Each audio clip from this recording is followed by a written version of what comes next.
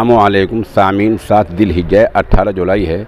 उधर जामिया बदरुल उलूम गढ़ी दौलत के मोहतमिम और शेखुल हदीस मौलाना मोहम्मद आकिल कासमी ने ईद उल अज़हा के ताल्लुक़ से रहनुमा खतूत जारी किए हैं और इस नामानगार को एक तफसीली इंटरव्यू दिया है जो पेश खिदमत है। अस्सलामुअलैकुम सामीन, इस वक्त ये नामानगार मगरबी उत्तर प्रदेश के ज़िला शामली के गाँव मलकपुर में है और मेरे दाएँ हाथ पर जामिया बदरुल उलूम गढ़ी दौलत के मोहतमिम और शेखुल हदीस और जमीयत उलमा मगरबी उत्तर प्रदेश के सदर मोहतरम हज़रत मौलाना मोहम्मद आकिल कासमी दामत बरकातहू हैं।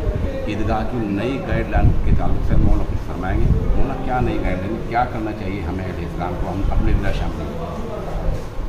बिस्मिल्लाहिर्रहमानिर्रहीम। अगरचे अल्हम्दुलिल्लाह मुल्क में हालात बेहतर हैं, लेकिन फिर भी अभी ख़तरात मौजूद हैं। इसलिए सुप्रीम कोर्ट ने इस सिलसिले में कोई एक्शन लिया है और उन्होंने बड़े इज्तिमा पर पाबंदी लगा दी है। इसलिए मेरी राय ये है कि में नमाज़ पढ़ने के वक्त जो हमारे इरादे थे वो इरादे नहीं होने चाहिए, बल्कि अपनी अपनी मस्जिदों में ही नमाज़ पढ़ने की कोशिश करनी चाहिए ताकि सुप्रीम कोर्ट के हुक्म के खिलाफ वर्जी ना हो।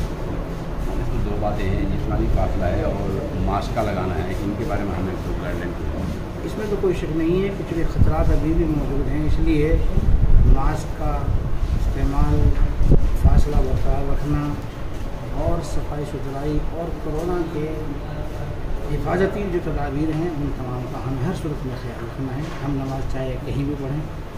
इसलिए मैं अपने तमाम अहबाब से मुसलमानों से दरख्वास्त करता हूँ कि बड़े इज्तिमात से बचने की कोशिश करें और हुकूमत की और सुप्रीम कोर्ट की गाइडलाइन के मुताबिक ही अपनी नमाज़ों को अपनी अपनी मस्जिद में अदा करें।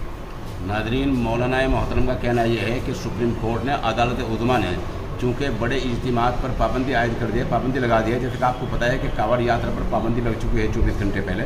इस तरह से हज़रत मौलाना ने दरख्वास्त की है कि जो ईदगाह में लोग नमाज़ न पढ़कर लोग मस्जिद में नमाज़ पढ़ें और सरकारी गाइडलाइन का मुकम्मल ख्याल रखें।